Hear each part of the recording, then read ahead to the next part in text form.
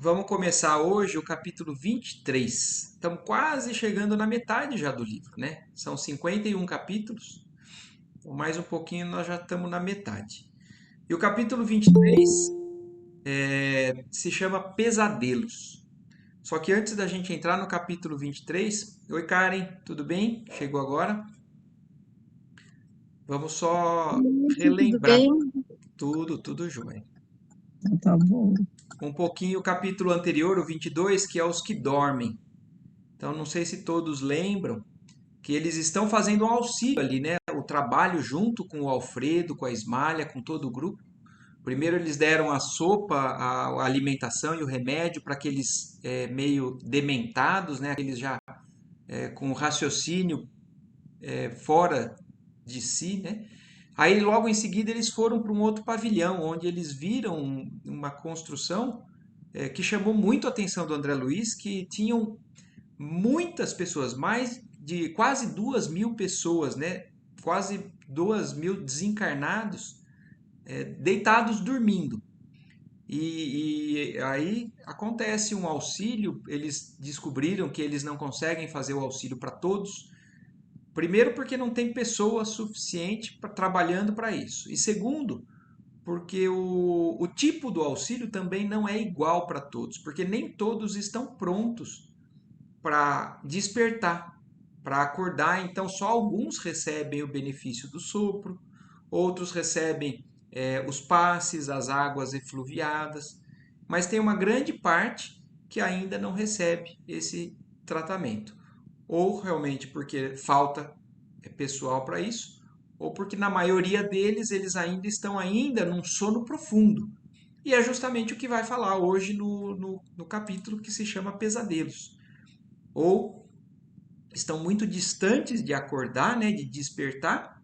E a gente viu no capítulo anterior que a maioria dessas pessoas são aquelas que acreditam, quando estão encarnadas, que depois da morte existe o nada, ou existe um tempo de sono profundo até que chegue o momento, né, do juízo final. Então, dependendo da crença, dependendo da forma que a pessoa passou a existência alimentando o tipo de pensamento, é o que acontece do lado de lá. Então, muitos dormem mesmo, por acreditarem, porque a mente deles estava preparada para isso. Desencarnando, aconteceria aquilo. E agora, hoje, então, vamos entrar no capítulo Pesadelos. É um capítulo muito interessante, né? Tem muita coisa para a gente pensar aqui também. E começa o capítulo, então, assim.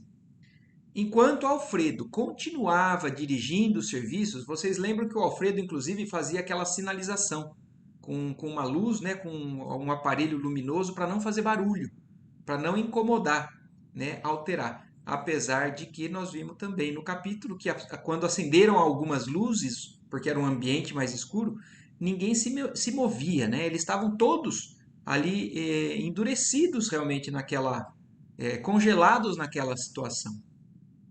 Mas aí seguiu o trabalho. Então o Alfredo ainda continuou dirigindo aqueles serviços, mas o Aniceto, né, o nosso instrutor, como diz aqui o André Luiz, com a permissão dele, do Alfredo, conduziu-nos aos leitos distantes, onde se asilavam os enfermos desatendidos quanto ao auxílio magnético. Então, também, não sei se vocês se lembram, eram mais ou menos 80 trabalhadores que iam dar atenção a mais ou menos 400 desencarnados ali. Então, se eram quase 2.000, o restante, né, os quase 1.600 desencarnados que estavam provavelmente na parte mais profunda ali do corredor, né, daquela construção, eles não recebiam o atendimento naquela noite. E o Aniceto, com a intenção, né, de instruir mais ainda o André Luiz e o Vicente, levou eles a esses locais mais profundos ali daquela construção. E aí ele fala para o André Luiz, né, para o Vicente, precisamos acentuar experiências e aproveitar oportunidades, afirmou Aniceto sorridente. Acompanhamo-lo, curiosos, identificando as expressões isoladas, dolorosas ou terríveis daquelas máscaras mortuárias. Então eles seguiram pelos corredores, né, passando por aquele monte, de irmão, né, naquela condição. E o André Luiz já vai relatando, né, que ele foi observando, seguiu o Aniceto, que estava indo mais profundo, mas observando o semblante de cada um. Né? Alguns, como ele fala, tinham expressões dolorosas, outras terríveis. Né? Então, dependendo do estado mental que cada um desses irmãos estavam, era como muitas vezes transparecia no rosto deles. Quando nos encontrávamos a regular distância da zona central, o instrutor esclareceu em tom grave. Desejaria conhecer a extensão dos benefícios colhidos por vocês no gabinete de auxílio magnético, as percepções. Então, o que o Aniceto estava querendo, na verdade, deles? Ele levou eles até a metade do salão ali, então a gente imagina que estava mais ou menos no meio ali, quase 1000, eles já tinham passado, né? E falando que ele gostaria de saber o quanto que aquele tratamento que eles receberam no nosso lar antes de sair, porque vocês lembram que eles receberam aquele tratamento para aumentar a percepção de visão e de audição, e o que o Aniceto quer saber agora é saber realmente o quanto que isso estava desenvolvido neles naquele momento, porque eles iriam usar também essa percepção no trabalho que eles estavam indo fazer lá na Terra, aqui na Terra, né? Fala lá na Terra como se fosse um outro lugar, mas é aqui. Eles estavam descendo para a crosta, ali na região do Rio de Janeiro. Depois vocês vão ver mais para frente. A gente sabe que o nosso lar é uma colônia espiritual mais ou menos em cima da cidade do Rio de Janeiro, que abrange um pouco mais ainda do que a cidade, pela descrição que a gente tem. Mas esse trabalho que eles estavam indo fazer, então, era na cidade ali, ou alguma cidade vizinha do Rio de Janeiro, ou no próprio Rio de Janeiro, que eles iriam chegar. Então, eles estão atravessando uma zona umbralina, mais ou menos daquela região, daquelas proximidades. E aí, o que o Aniceto então está pedindo agora para eles é isso. Para ajudar eficientemente aos nossos amigos encarnados, é necessário saibamos ver com clareza e precisão. Então aqui já faz a gente pensar bastante coisa, porque é o que exatamente acontece também conosco.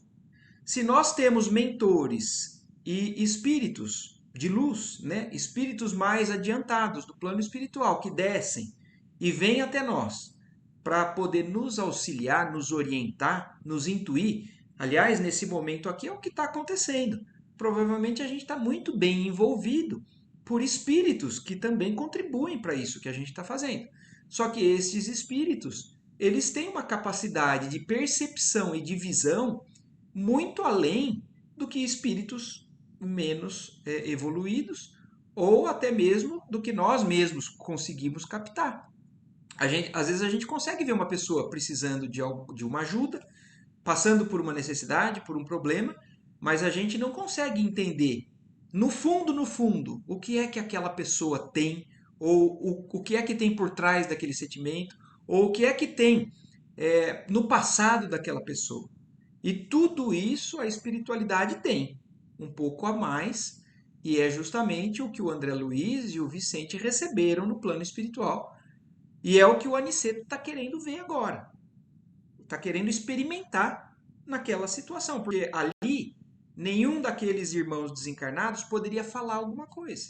Eles estão todos dormindo, passando por uma fase, um estágio, que só a percepção realmente poderia dizer para eles. E olha o que ele está falando.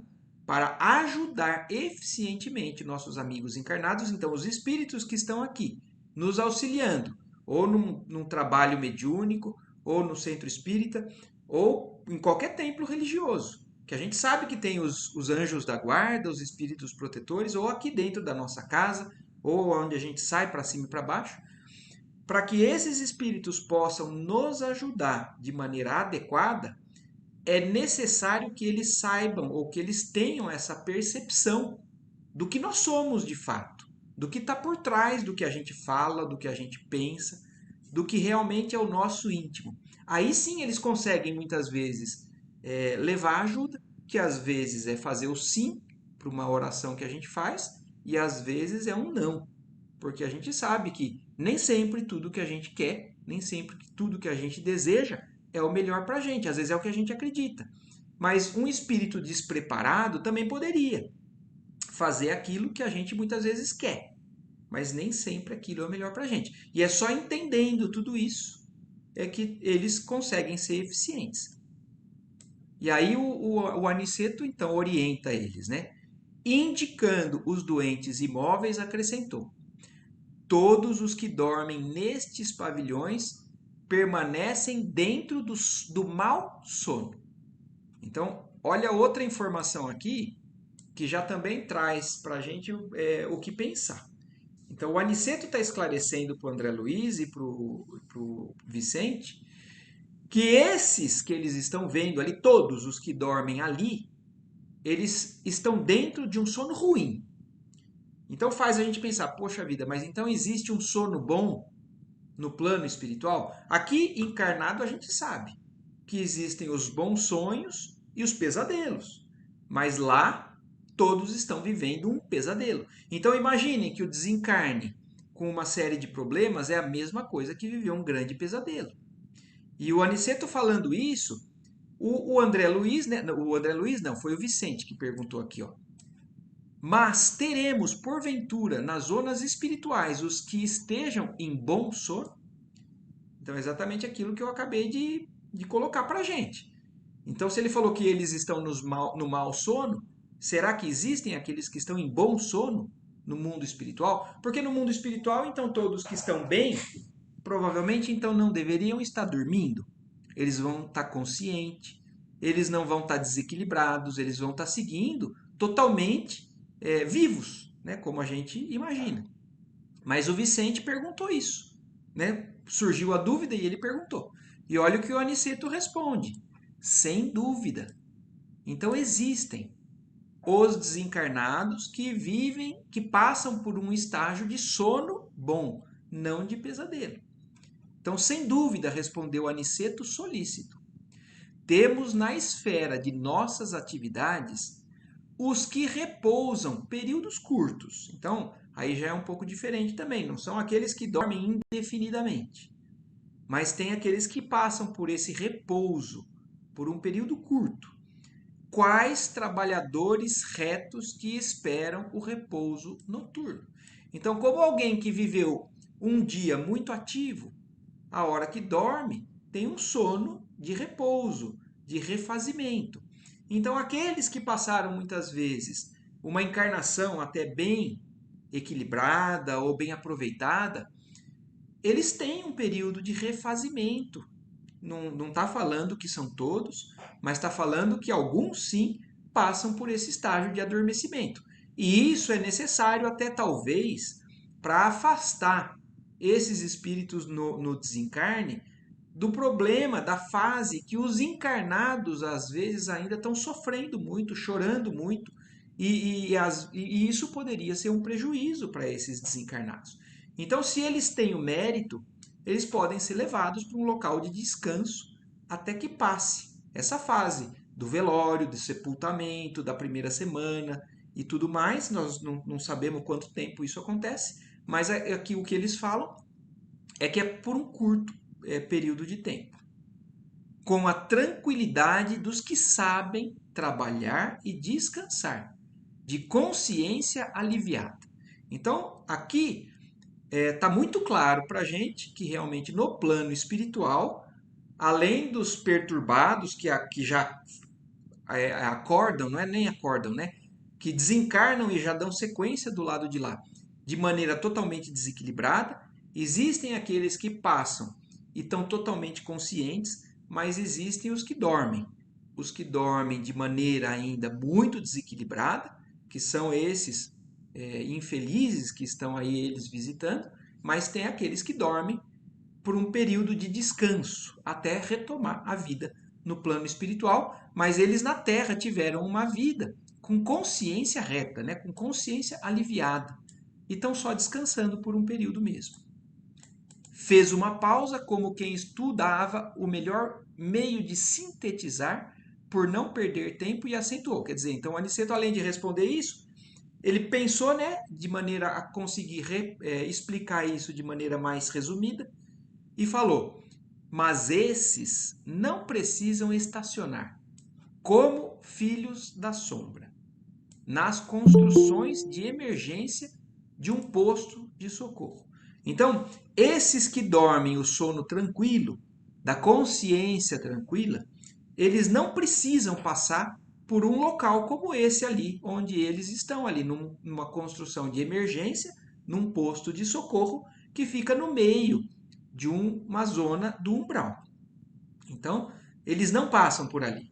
Eles atravessam, talvez, né, espiritualmente, porque a gente sabe que é uma zona de transição, mas eles vão direto fazer o repouso deles em colônias mais elevadas. Oi, Lela. Em seguida, retomou o fio da lição e continuou. Quem dorme em desequilíbrio entrega-se a pesadelos. Então, aí sim, agora voltando à condição desses que eles estão ali acompanhando e analisando. Então, aqui sim. Oi, Lela. Oi, consegue me escutar? Tá caindo, eu tô com a bateria acabando, vou ver se é Ah, não, conectado que ele fica. tranquilo, Desculpa. tranquilo. Mas nós já estamos aqui no meio, depois você pega o começo. Eu vou pegar depois, desculpa, eu tava numa Imagina, reuniãozinha. tranquilo. Então, agora o Aniceto voltando a explicar para eles. Aqueles que morrem, que desencarnam com uma série de problemas de consciência ou de problemas de atividades, de atitudes ali no plano encarnado, não precisa ser nem criminoso. Mas aqueles que partem em desequilíbrio, né, quem dorme em desequilíbrio, entrega-se a pesadelos. E isso é exatamente o que acontece também conosco aqui encarnados. Então não precisa desencarnar para a gente entender isso. Muitas vezes a gente ainda está numa confusão tão grande ou num desequilíbrio tão grande emocional, mental, e às vezes a gente dorme e acorda com pesadelo, passou por um pesadelo dormindo mesmo. É porque nós não estamos bem. Então, nós também dormindo não vamos para regiões boas.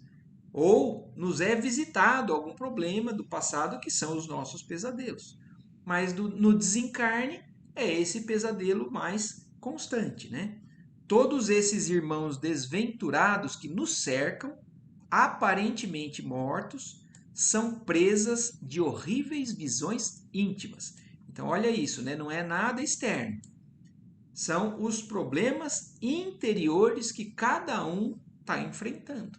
Então, são os desequilíbrios próprios e pessoais que condenam muitas vezes a gente a uma situação como essa, depois de uma vida encarnada.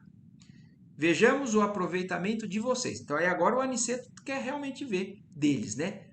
Procedamos a observações rápidas.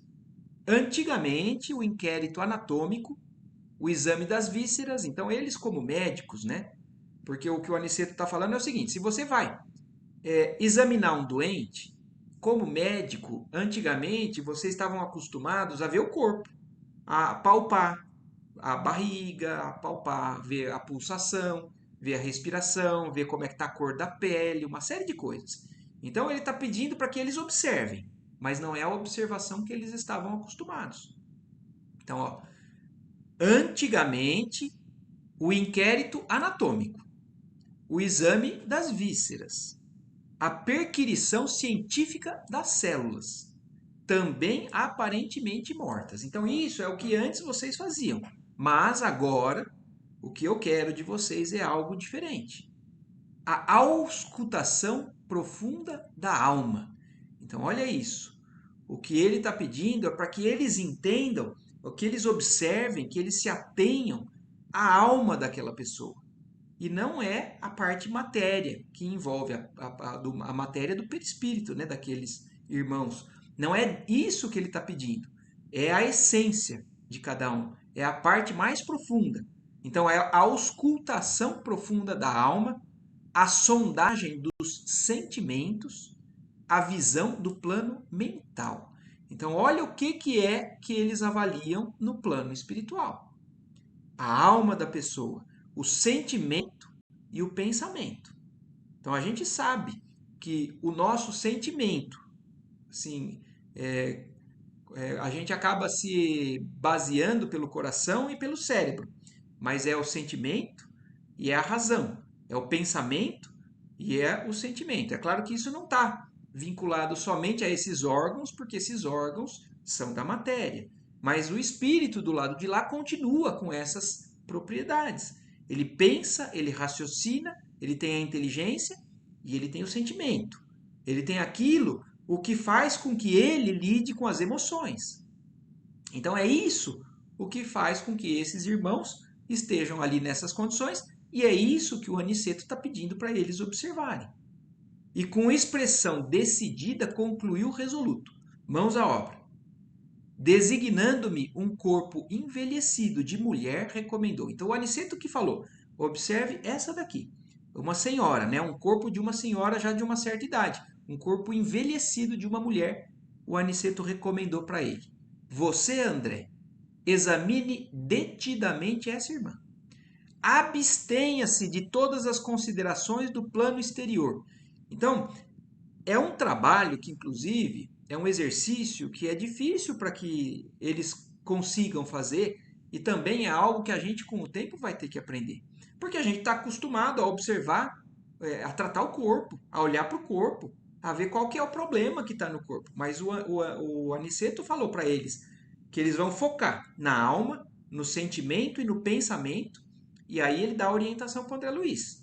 Assim, ó, abstenha-se de todas as considerações do plano exterior. Então, não foque na aparência desse espírito que você está vendo. Até porque a primeira coisa que ele descreveu já foi essa, né? Uma senhora idosa, né? Um corpo envelhecido. Quem que está envelhecido? É o corpo, o perispírito dela. Então ela desencarnou envelhecida, continua com o perispírito ali envelhecido, mas o Aniceto quer que ele não se concentre nisso. Observe-a com todas as possibilidades e percepções ao seu alcance. Sinceramente interessado em atender, não reparei nas ordens que o nosso instrutor transmitia a Vicente. Então, olha isso, né? Como o André Luiz realmente mostra o quanto ele realmente está aplicado, o quanto ele realmente tem interesse de seguir as instruções. Porque ele prestou tanto atenção nisso que o Aniceto pediu para ele, que a hora que ele foi passada a ordem, a instrução, ele já desfocou até do que o Aniceto continuou conversando com o Vicente. Então ele já começou a entrar naquele foco, naquela concentração no que tinha sido pedido para ele.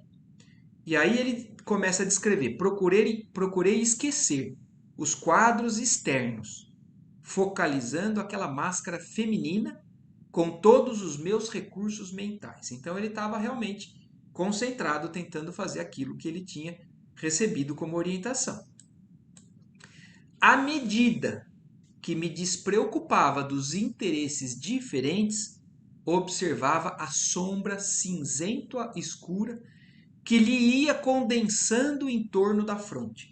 Então, olha o que ele começa a descrever. Ele começou a ver como se fosse uma nuvem, uma sombra escura, cinzenta, que estava na frente da cabeça dela. Então, isso a energia mental daquela irmã que o André Luiz estava conseguindo visualizar.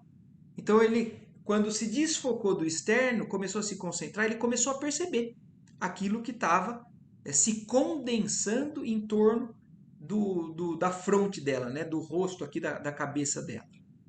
A visão parecia auxiliar-me o poder de concentração. Então, à medida que ele viu aquilo, a hora que ele viu aquela sombra, ele conseguiu aumentar a concentração dele. E foi mergulhando naquilo que ele estava ali, que era exatamente o padrão mental daquela irmã. E eu fico imaginando, né? Nós todos temos a nossa energia mental ao redor de nós também. Nós encarnados não percebemos isso. Mas é exatamente nisso que os espíritos se focam quando eles estão aqui para nos ajudar. Então eles conhecem tudo o que a gente pensa e o que a gente sente, porque eles têm essa capacidade de enxergar além. Então, muitas vezes, quando a gente conversa com eles, quando a gente pede para eles alguma coisa, não é para que eles saibam o que a gente precisa. É para que a gente exteriorize. É para que a gente também enxergue a oração. Muitos dizem que é uma forma da gente ter um autoconhecimento. Porque na oração a gente coloca para fora e a gente consegue se analisar, inclusive, nisso. E o nosso sentimento acaba sendo mais condensado, mais aflorado nesse momento de pedido, nesse momento de prece. Mas a espiritualidade já sabe o que a gente pensa, já sabe o que a gente vibra, já sabe o que a gente sente.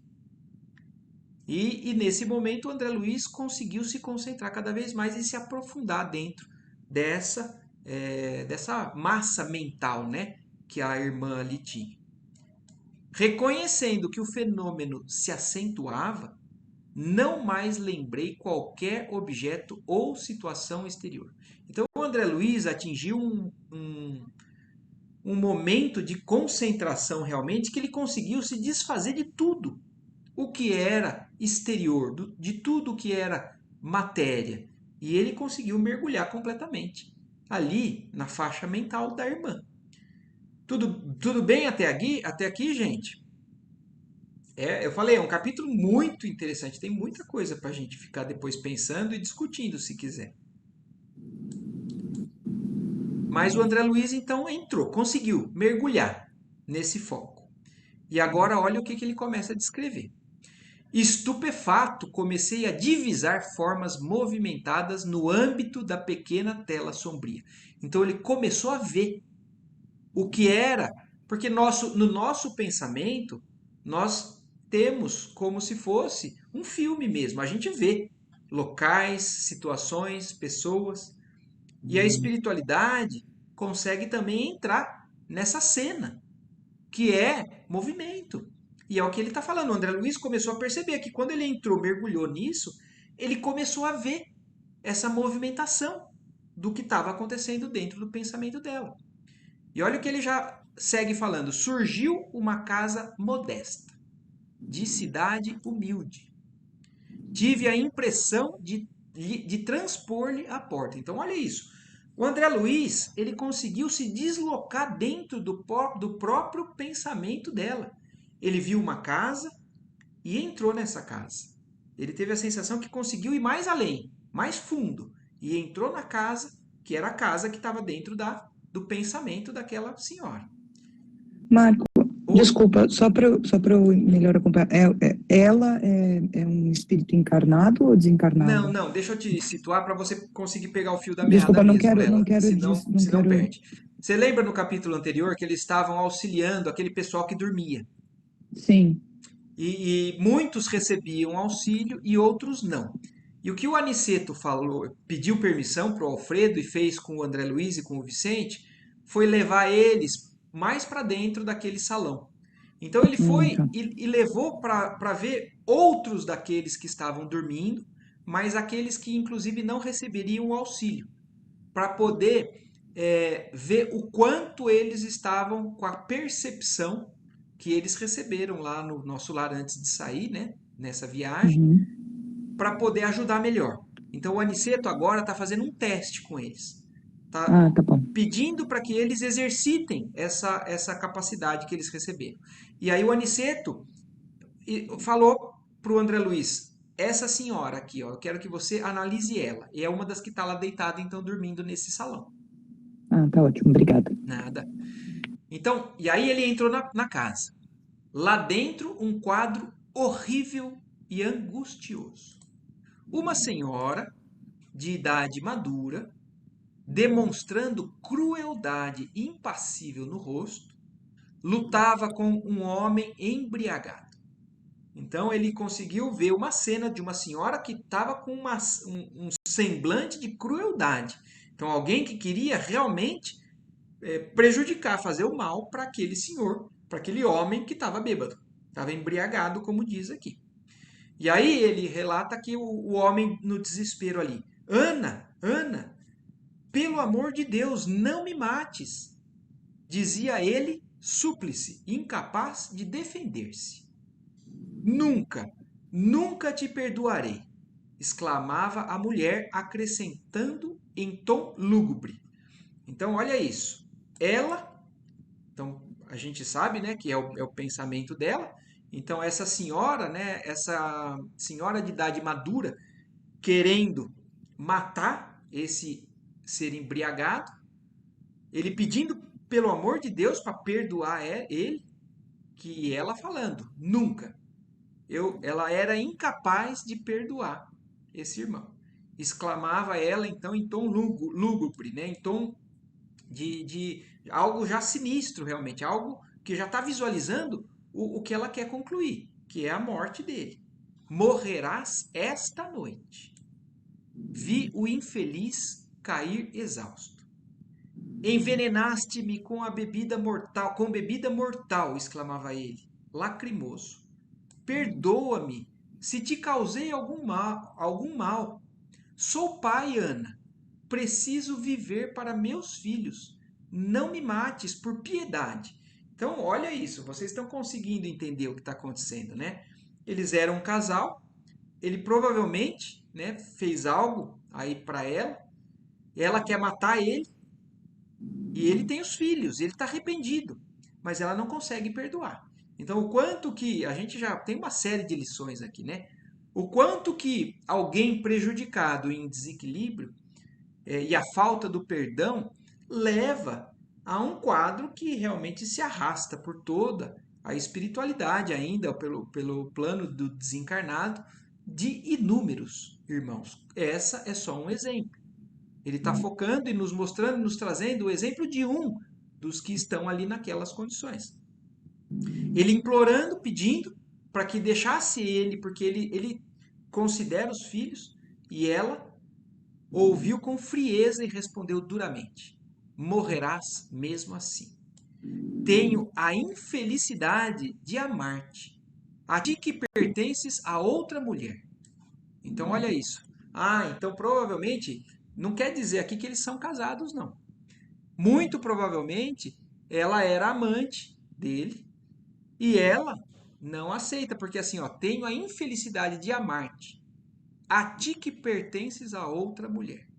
Então, e ela não aceita, né? E ela parte para matar ele. Então, os crimes passionais que a gente sabe que quantos que tem por aí, quantas histórias a gente não ouve no jornal, nos noticiários, e a gente acha que isso é tão distante, né? Tão longe. Mas ela não. Ela é uma das que mostra pra gente o que a gente vê nos noticiários, mas agora a gente vendo do lado de lá. O que que acontece? Não quiseste seguir-me e preciso vingar-me. Rebolcando-se do assoalho, tornava-o infeliz. Deus sabe que estou arrependido do meu criminoso passado. Quero viver para o bem, Ana. Perdoa-me por amor do eterno Pai. Quem sabe poderei auxiliar-te como irmão. Ajuda-me para que eu te possa ajudar. Não me mates, não me mates. Então, olha isso, a cena que está descrevendo, né? Parece cena de um filme, de uma novela, de um filme de terror até, né? A mulher, porém, como se tivesse a maldade agravada ao ouvir a expressão de virtude. Quer dizer, a mulher, quando vê que ele está falando algo e é do fundo do coração, é sincero e tem uma certa virtude, porque ele está querendo se corrigir, ele está querendo fazer algo correto, nobre, mas quando ela percebe esse lado dele ainda com uma certa virtude, tomou de um pesado martelo e exclamou: Deus não existe. Deus não existe. Morrerás, infame. E de súbito crivou-lhe o crânio de marteladas surdas. Então, olha isso, né? Se não é um filme de terror, se não é uma história do que a gente vê. Então, ela matou ele, além de envenenar, com martelada na cabeça dele. E olha que estado também que ela se encontra, né? De negar totalmente a existência de Deus. Deus não existe. Deus não existe, ela afirma. Então, por que que ela desencarna e está nesse estágio de um pesadelo, dormindo, completamente imóvel? O homem expirou sem um grito. Logo após, vi a criminosa conduzindo o cadáver em carrinho de mão, através de um trilho ermo. Então, olha isso, que o André Luiz ainda acompanhou ela. Ela botou ele num carrinho, numa carriola, e foi num trilho de um trem. através de um trilho ermo, um local meio abandonado ali, né? Acompanhava ali os movimentos com interesse. Então imagina o André Luiz acompanhando a repetição dessa cena, porque olha isso, para a gente entender como são as coisas também.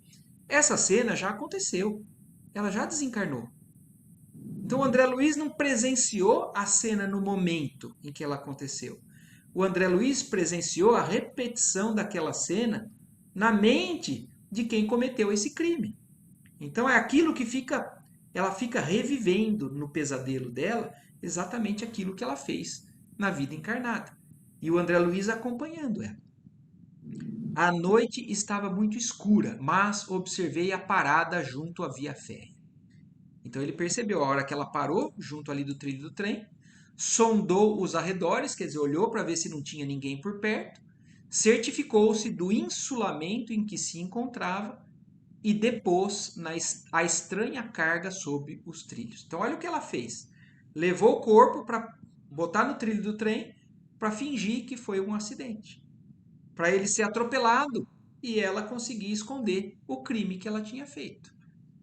E olha ainda, olha os detalhes que o André Luiz descreve. Via dispondo o cadáver para que a cabeça fosse decepada à passagem do comboio, retirando-se apressadamente, reconduzindo o pequeno carro vazio.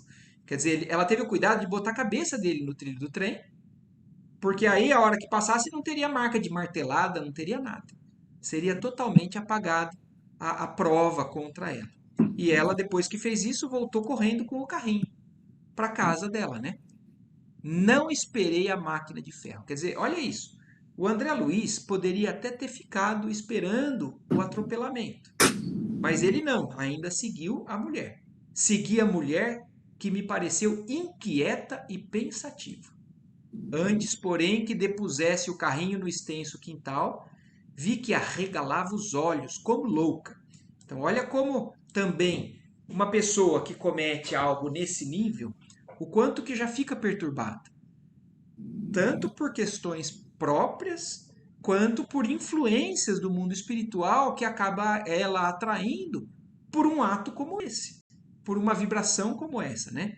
E olha isso, então quando ela chegou na casa, o André Luiz viu, isso chamou a atenção dele, que ele viu que ela regalou os olhos como uma louca, cercada de seres que me pareceram bandidos, de negras vestes. Quer dizer, se chegaram a ela inúmeras entidades negras, das trevas mesmo, né? Que podem ter influenciado ela a chegar a esse ponto ou não, a gente não sabe. Ou ela atraiu, porque ela teve a capacidade de realmente pensar tudo isso sozinha, mas o fato é que existe uma sintonia. E aí uma aproximação, e aí ela passa a ser a atormentada. Era ela agora quem acusava estranha embriaguez de pavor. Então, todo o pavor que antes era aquele homem que estava passando, agora, aquele pavor, por um ato cometido dela, passou a ser dela. Porque nós somos responsáveis por tudo o que a gente faz, por tudo que a gente age. Então, dali para frente, ela já passou a enfrentar as consequências daquilo que ela tinha consumado ali atrás. Vencera um pobre homem invigilante, mas, a meu ver, seria vencida por seres mais perversos, talvez, que ela própria. Então, o André Luiz fazendo um comentário, né? Uma observação do pensamento dele. Então, assim, ela, tudo bem, ela pode ter se sentido até vitoriosa, porque ela conseguiu o que ela tinha planejado. Porque ele estava invigilante, embriagado, e ela conseguiu fazer o que ela queria. Mas agora ela pagaria por aquilo, porque seres talvez mais perversos ainda do que ela já estavam ali ao seu redor. E ela começou a gritar: acudam-me, acudam-me! Gritava espavorida e continuava a cena, em que a desventurada golfava súplicas em vão. Então ela começou a gritar em desespero, pedir, gritar, mas como o André Luiz fala, agora em vão. Porque ela, na verdade, estava naquele nível vibratório que ela não está sintonizada com nenhum tipo de auxílio. Não consegue acessar. Ela entrou realmente numa zona de terror, que ela mesmo cultivou e atraiu para ela naquele momento. Agora eu quero que a gente pense também uma outra coisa. Qualquer cena dessas que a gente ouve falar no jornal, que aconteceu, ou que a gente assista um filme, a nossa primeira reação é de ódio pela pessoa, ou de talvez querer que aquela pessoa pague muito caro por aquilo que ela fez. A gente fica revoltado com o que ela fez. Isso é, na verdade, instintivo ainda de muitos de nós. Mas eu quero que vocês prestem atenção daqui para frente. O que é que o André Luiz também dá sequência e continua nos falando. Senti-me como espectador que precisasse movimentar qualquer socorro. Então, olha isso. O André Luiz, isso mostra para a gente realmente em que condições que estão esses espíritos que nos ajudam. Eles não condenam, eles não querem a punição, eles querem o tempo todo socorrer. É que nem sempre o socorro é da maneira que a gente imagina, mas ele já está num estágio bem melhor. Ele já não se envolveu com toda essa situação a ponto de se revoltar e de querer que ela agora, então agora bem feito. Ela merece o que ela está tendo com esses espíritos aqui agora chegaram dela. E ele já fala justamente o contrário. Senti-me como espectador que precisasse movimentar qualquer socorro. E graças à bondade divina, não experimentei pela mulher infeliz senão a mais viva compaixão. Então, olha o que ele já está agradecendo.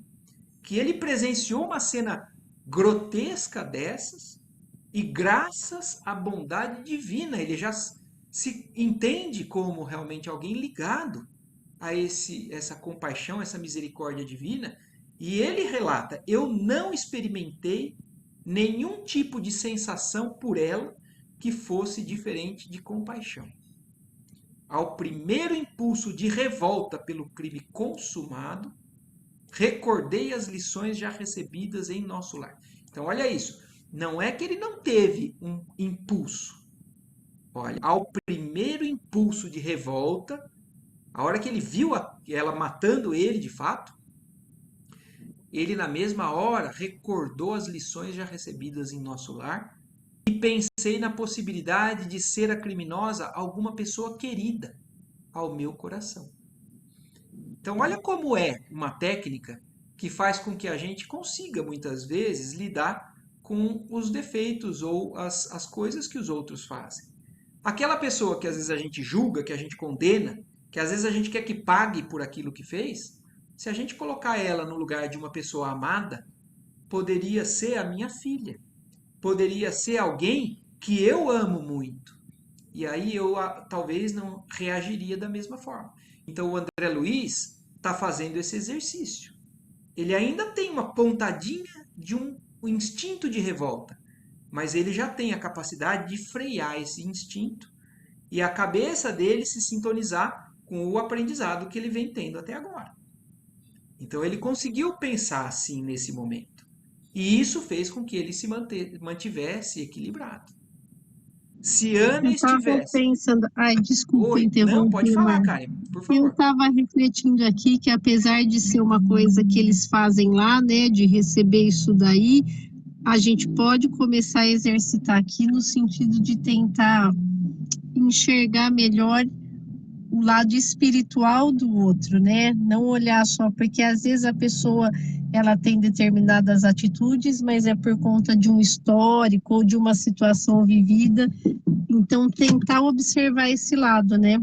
Com certeza. Nessa ou em outras encarnações, né, Karen?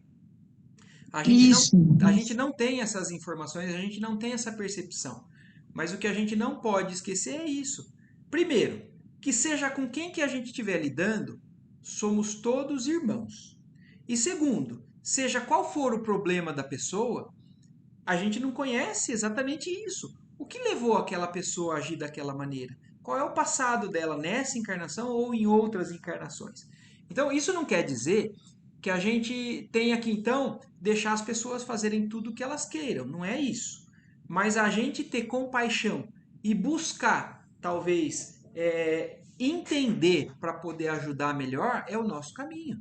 Aliás, o que a gente está fazendo aqui? Tentando cada vez mais se esclarecer, tentando cada vez mais entender tudo isso que a espiritualidade vem nos passando, tem nos passado, né? Mas nós temos ainda uma jornada muito grande pela frente, né, com relação a esse entendimento.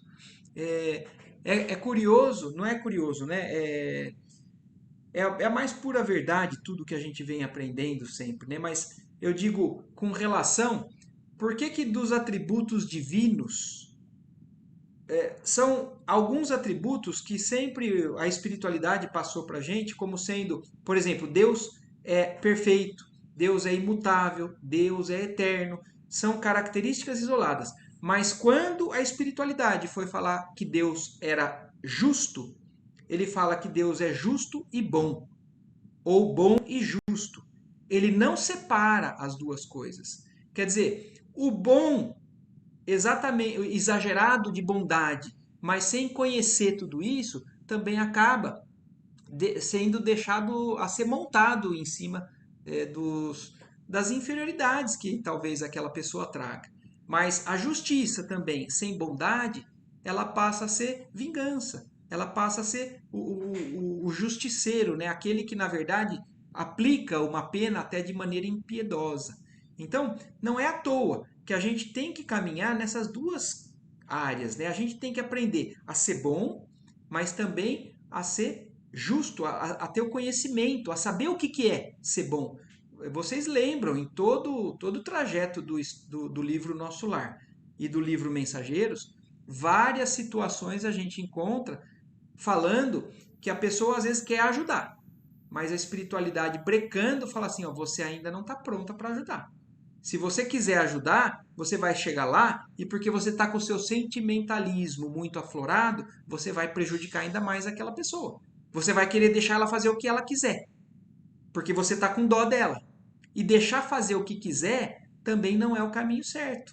Então, Karen, é tão delicado tudo isso, né? A gente entender, a gente procurar não punir as pessoas, não querer que elas paguem por aquilo e, ao mesmo tempo, não deixar elas fazerem o que quiserem, porque senão a gente também estaria favorecendo a maldade que ainda carrega, a ignorância que ainda nós carregamos dentro de nós.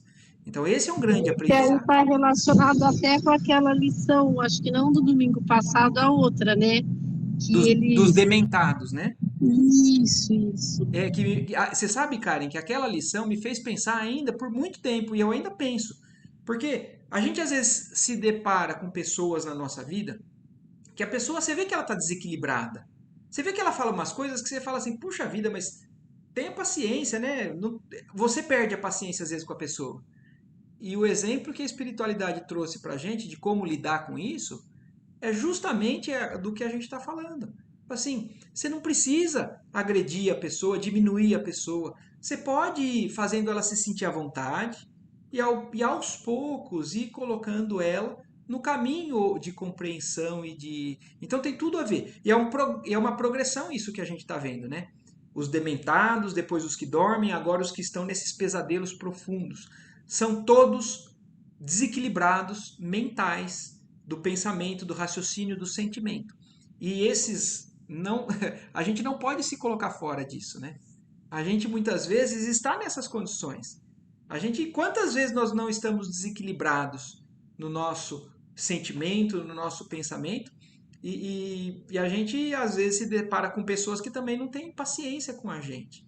Então tudo isso é um grande aprendizado. Então, e aí vamos seguindo. E aí, então a Ana, né, que foi a quem cometeu esse crime, e o André Luiz estava sentindo compaixão dele, e ele falando agora: se Ana estivesse no mundo ao meu lado, na família de sangue, não desejaria auxiliá-la? Por que haveria de acusá-la, se não lhe conhecia o passado total? Olha aqui, Karen, exatamente o que você falou. Então, como é que eu posso condenar uma pessoa se eu não conheço todo o histórico dela? Ter-lhe-iam dado a educação na infância, a bênção do lar, a segurança de um afeto sem manchas.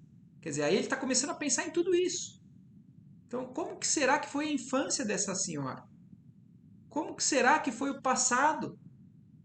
do crescimento como criança, como adolescente, encarnações passadas que levaram ela a chegar e a capacidade de cometer isso. Quem sabe viera de longe como pedra incompreendida, rolando nos abismos do sofrimento. Então, olha isso, olha essa reflexão dele.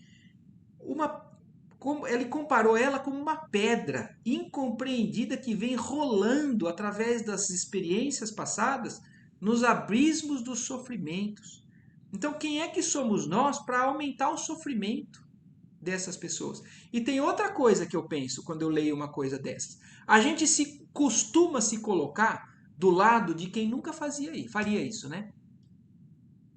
E quantas encarnações passadas nós já estivemos em condições ainda muito piores do que a gente está hoje?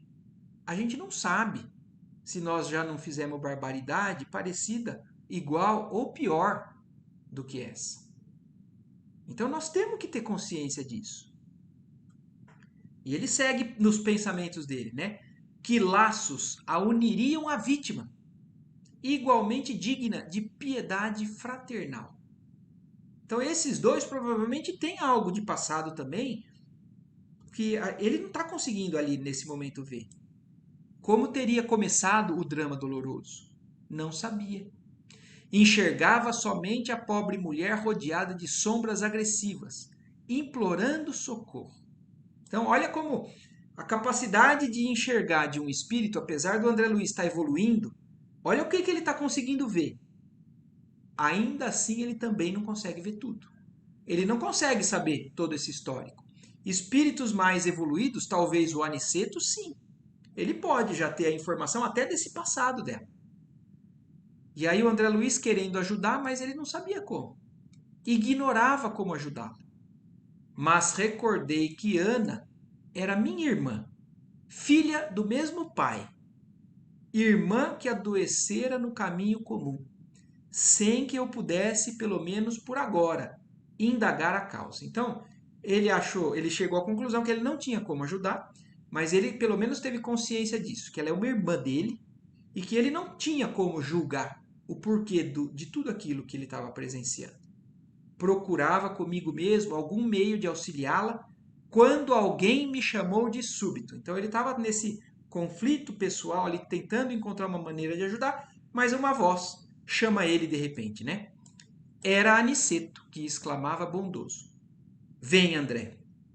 Vicente e você têm sabido aproveitar alguma coisa. Então olha isso. O Aniceto viu que eles estavam conseguindo aproveitar bem tudo que eles receberam ali de preparo no nosso lar. Então, olha, outra coisa para a gente pensar aqui. Se o André Luiz estava conseguindo entrar no pensamento dela e ver tudo que ela tinha feito, o Aniceto estava acompanhando tudo. O pensamento do André Luiz dentro do pensamento dela. Porque ele chama o André Luiz satisfeito. Ele viu como o André Luiz reagiu. Ele viu que o André Luiz conseguiu ver tudo aquilo por concentração. E ele viu que o André Luiz também reagiu de maneira boa. Ele não desenvolveu aquele rancor, aquele impulso de revolta que ele poderia ter desenvolvido. Então, olha o Aniceto falando: Vicente e você têm sabido aproveitar alguma coisa. Estou satisfeito. Seus pensamentos de fraternidade e paz muito auxiliaram essa irmã infeliz. Então, olha isso. Olha como tem coisa. Se a gente pudesse, a gente ficaria falando aqui, acho que horas sobre esse capítulo. Olha outra coisa aqui que é nítida. Então, primeiro, o Aniceto realmente percebeu o pensamento de fraternidade e de paz que o André Luiz tinha conseguido desenvolver por ela. E olha o que o Aniceto já está deixando o André Luiz tranquilo. Porque se o André Luiz queria ajudar ela e não sabia como, o Aniceto já está deixando claro para ele. Você já ajudou ela. O seu pensamento de fraternidade e paz muito auxiliaram essa irmã infeliz. Então, o amor que o André Luiz conseguiu desenvolver nesse momento, com relação a tudo aquilo que ele presenciou, já é energia vital para aquela alma infeliz. Guarde a certeza disso e continue buscando a compreensão para socorrer e ajudar com êxito. Então, olha isso, porque às vezes a gente quer ajudar e não sabe ainda como ajudar com êxito, com proveito. Mas fraternidade e paz. Pensamento não de condenação, mas sim de auxílio, de amor, de alguma forma levar algum benefício para aquela pessoa, já é o suficiente. Conforme observaram de perto, sabem agora que cada um dos que aqui dormem sono atormentado vivem estranhos pesadelos, de que não podem isentar-se de um instante para o outro. Então, todos os que estão ali deitados, eles vivem pesadelos. Essa é uma descrição dos 1980 dos que estão ali deitados. E esses 1980 são os que estão deitados ali naquela colônia no umbral. Imagina no mundo quantas pessoas não desencarnam em condições como a dela, que é digna de compaixão mesmo, né? Não precisamos comentar qualquer episódio dessas existências vividas em oposição à vontade divina. Quer dizer, e olha outra orientação do Aniceto. Vocês já ajudaram, mas agora não fica rememorando. Não precisamos nem comentar qualquer desses episódios. Então, botar aquilo. Falar assim, puxa, mas você viu, você não sabe o que ela fez. Ela matou com martelada. Então, relembrar esse fato é criar de novo aquele episódio mental na cabeça e dar sequência para aquela vibração. Então, se a gente quer construir uma vibração diferente, nós temos que redirecionar o nosso pensamento. Então, não adianta ficar focado em pensamento lá para baixo, de tudo isso que envolve o mundo espiritual mais baixo, né, inferior, e sim o tempo todo tá pensando, cultivando pensamentos que levam benefício, que fazem com que mude completamente o padrão vibratório do nosso redor.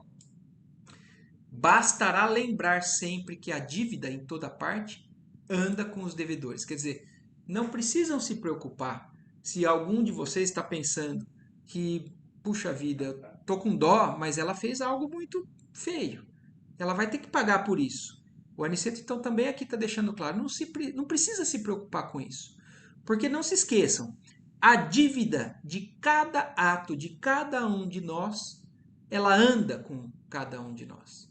Então, seja lá o que for que essas pessoas fizeram ou que nós fizermos, nós vamos caminhar com aquilo até que a gente consiga sanar, resolver, equilibrar, pagar, seja lá o que for. E aí termina o capítulo assim, né? E com expressivo olhar acrescentou: voltemos ao centro. Devemos cooperar na oração. Então aí o Aniceto, satisfeito, né? Falou para eles: agora vamos voltar junto com os outros, porque ainda nós temos que ajudar no momento da oração. Então, depois de todo aquele auxílio, ainda existe um momento da oração ali entre eles, e é o que eles iriam fazer provavelmente agora no próximo capítulo. E termina o capítulo 24. Muito 23. bom, muito 23. bom. Muito para pensar. Muito para pensar. Alguma dúvida, alguma pergunta? Alguém quer falar alguma coisa? E como se diz que estava preocupado, você pode ficar preocupado porque fez o que fez e aí não vai acontecer nada. O fato dela estar já daquela situação já é Já é a punição, já é uma punição. uma punição para ela. Exatamente.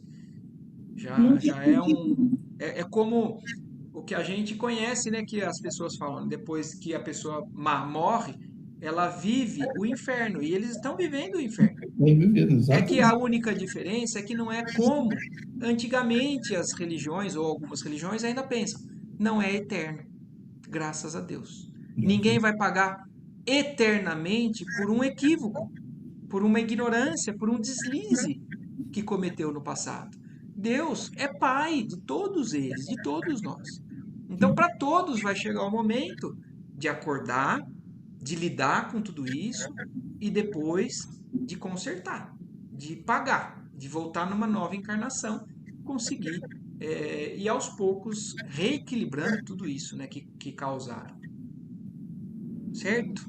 Certíssimo, Certíssimo. muito bom. Então tá bom, que bom. Agradeço mais uma vez aí por esse momento juntos aí pra gente pensar junto, estudar junto e receber as orientações, né, desses nossos irmãos. Energia boa, né? Energia boa.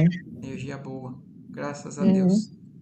A gente Beleza, Gandolfo? Nossa, dá pra pensar mesmo, né? Esse capítulo foi pesado, É Marco. pesado, é pesadelo. Nossa Senhora, Então tá bom. É um pesadelo pesado. pesado. Boa noite Tá então bom, para então. Bom todos. domingo para vocês e tchau, tchau. Boa noite. Tchau, tchau.